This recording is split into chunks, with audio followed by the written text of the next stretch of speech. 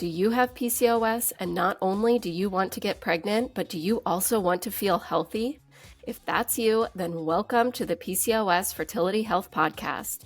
Hi, I'm Dr. Angela Potter, an integrative PCOS fertility specialist, and I'm here to share with you the tools that you need to help your body get prepped for baby. Let's go. Today, you are going to understand these other signs and symptoms that might seem completely out of the blue that actually pinpoint to PCOS. So welcome. We are in this series all about different signs and symptoms. And so far, you've learned about irregular periods, how to tell the difference between regular and irregular periods, and why irregular periods are the top sign of PCOS. But here's the thing, even though they are the top sign, they are not the only sign. And there are a couple of signs that are going to seem like they're a little bit out of the blue or come from outer space. Like, are we actually talking about fertility here? And so that's why I love that you're here to get this information, to understand how PCOS is working in your body, these signs that show you that PCOS is there and impacting fertility. And what I know about you is that you not only want to turn around your PCOS symptoms and get your body prepped for baby, but you want to feel healthy at the same time. Yes, you see pregnancy in your future, but you would be a little worried if you got pregnant because you don't know if your body is ready for pregnancy and you want to get there, which is why I acknowledge you for showing up here today. There are hundreds and millions of podcast episodes out there, and you have chosen to listen to this one because you are an action taker. And you know that you can figure out these missing pieces for your PCOS and get your body prepped for baby. And that's why you're here. Before jumping into talking about these signs and symptoms, I want to share some words that someone wrote about their time working with me. And here's what she writes. Dr. Potter is an amazing human being. Her passion for finding the right solution to your PCOS troubles are truly unmatched. Throughout my fertility journey, starting with my local doctor not believing that diet or lifestyle could impact PCOS, and up to me implementing my extensive internet research on my own, pregnancy had evaded me and my husband for the last 11 years. After finding Dr. Potter through her podcast, I reached out as a birthday present to myself. I'm so glad that I did. Tired of not getting the results we were after, Dr. Potter was able to tailor a specific plan to tackle my version of PCOS. Within a matter of weeks, I had started to see improvements in my weight, my acne, and my monthly cycle. I was actually having one. Her program is priceless. After 4 months, we got that big old plus sign. So grateful and excited for this next chapter of our lives. This would not be possible if it wasn't for Dr. Potter. Thank you so much for all you have done for me and my now growing family. Reading those words just gives me goosebumps because I am so thrilled to have worked with you and to see these exciting changes and celebrate with you for your pregnancy. So thank you for writing those words. Now, this person, she was able to turn around her PCOS symptoms. She was able to figure out that missing link after 11 years of just being told dismissive advice and doing internet research. And then working with me, I was able to help her discover what is the missing link and get on a plan that helped her to see those results and get pregnant. And the first step that she took to get there was a free PCOS fertility breakthrough session with me. And you can take that exact same first step right now. You can sign up for that at drangelapotter.com/PCOS. So let's talk about these other signs other than irregular periods that point to PCOS. And let's be clear, these signs and symptoms, they will point you in the direction of PCOS, but irregular periods and the signs that we're going to talk about today do not automatically put you into that PCOS diagnosis. That's because PCOS is a mix of different signs together that create the diagnosis. So you want to be aware of what different signs you might experience in your body. So then you can take the steps forward to get diagnosed with PCOS, to get the right testing, and to get on a plan that preps your body for baby, which is so cool because that's my expertise and why I love that you are here with me today. The other signs and symptoms that we're going to talk about today are about your skin and your hair, which you might be thinking, wait, but I want to get pregnant. Don't we need to talk about my ovaries and my hormones? Well, guess what? Your hormones can speak to you through your skin and your hair. It's really fascinating. The body works in such a cool way. And this is a perfect example of about how all these different systems in your body are working together.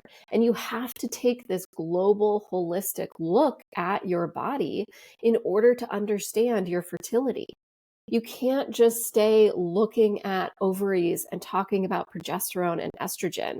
That misses the whole bigger picture, which is why it's so important that you are here today to understand, okay, what's going on with your skin? What's going on with your hair that can lead you to understanding more about your PCOS, your irregular periods, and why you haven't been able to get pregnant yet. And if you have never had this whole body holistic approach to your fertility health, and that's what you're looking for because you're tired of getting dismissive fertility advice like, oh, your labs are fine. Your next step is IVF. And you're like, wait, how can my labs be fine when I'm still having irregular cycles? And so you want this whole body approach to get your body prepped for baby. Well, I'm your doc. Okay, so skin and hair. What is going on that is leading to your skin telling you things about your fertility? Well, testosterone, a hormone you're probably familiar with because it's usually elevated in PCOS. I say usually because it's not elevated for everyone who has PCOS. When testosterone is elevated, it then creates these signs in your body with your skin and your hair, like acne. Now, you may have thought you left acne behind in high school, and now here it is, and you're thinking, what the heck? Why is this here? What is going on? Well, what's happening is that testosterone is elevated and it's creating that acne. Acne is one of the most classic signs of PCOS. I remember somebody coming to work with me. I mean, tons of women have had acne when they come to start working with me. But this one woman in particular, she had a lot of cystic acne. She would get acne on her chest and her back. It hurt. She was having a rhythm to it. So sometimes it would get worse, and then it would get better for a little while, and then it would just come back and get worse. Well, I helped her identify that cycling of her acne was a sign that it was from her hormones. And I was able to help her identify that testosterone was really elevated, leading to acne. And so I helped her lower her testosterone. And within about 6 weeks, she wasn't having that cystic acne anymore. It had gone away from her chest and her back. And pretty soon she was just getting like a spot or two on her face leading up to her period. So it's possible to turn around this acne. But I use that as an example to show you that acne is a part of PCOS.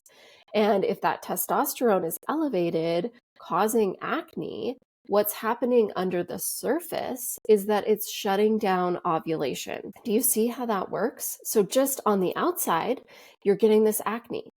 But that's showing us that on the inside, testosterone is way too elevated in your body.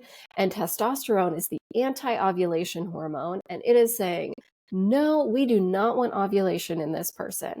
And so it is stopping everything that your body needs in order to ovulate. And how we know that is from the acne. The other sign is chin hairs, back hairs, upper thigh hairs that you're like, wait, why are you here?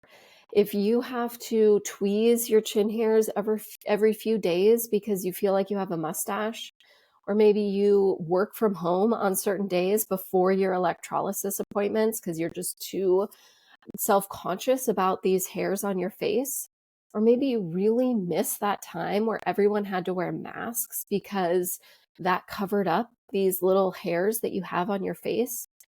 If that's you, then that's a good sign that this testosterone is elevated in the body and is causing this unwanted hair growth. So that testosterone, if it's elevated, you might have acne, but you might have this unwanted hair growth, or you could have the both together. But again, having this extra hair growth is a sign that that testosterone is elevated in the body, which is shutting down ovulation internally. And lastly, hair loss. Do you find that you are losing hair a lot in the shower, that your ponytail is thinning, or when you brush your hair, it's just coming out in clumps? This is actually really common to PCOS. I was working with somebody who that was happening, right? She was having really thinning of her hair. Every time she took a shower, it was just coming out so much. And she was starting to have she was like, oh, am I getting to that point where I have some bald spots? I don't know. But she was really worried about it. And so she started working with me. I identified that her testosterone was high, got her on a plan to turn that around. I helped her replenish her body with these specific nutrients to help with hair. And within 6 to 8 weeks, she was like, oh my gosh, that hair loss has stopped. And I think I'm starting to see that new hair growth, hair loss on your hair, where you want hair to be growing. It's actually coming off. So that's what testosterone is doing on the outside. It's creating this hair in places where you don't want it, like your chin, your back. And it's taking out hair from places where you do want it, that lush, thick hair on your head that you want to be there.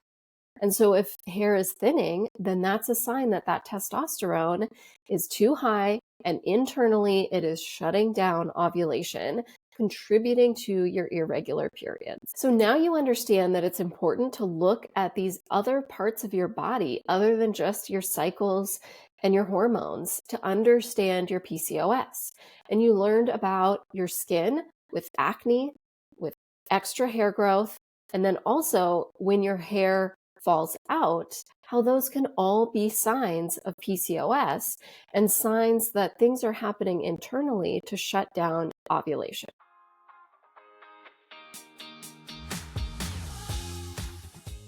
It is possible to get regular periods and to ovulate on your own when you have PCOS. I see this all the time in my practice, and women with PCOS are getting pregnant every single day.